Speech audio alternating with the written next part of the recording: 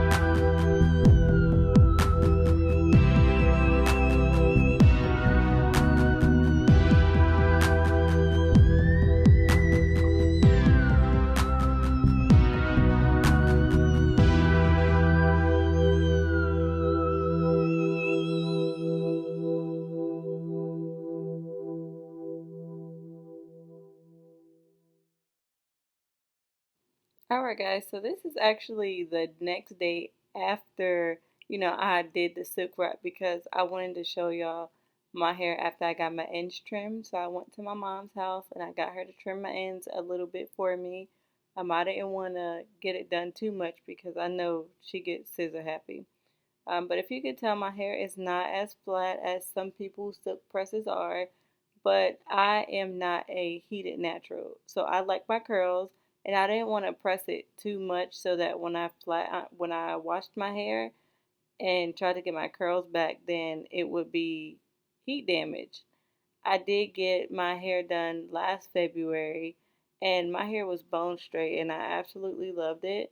But when I washed my hair, my curls did not come back, so I ended up having to cut some of my hair, and I didn't want to do that. I'm going to wear protective styles after this blowout is done, and then I'll go back to my curls. But I hope y'all like the video, and stay tuned for more. Most of it's going to be hair stuff for right now, but I hope y'all liked it.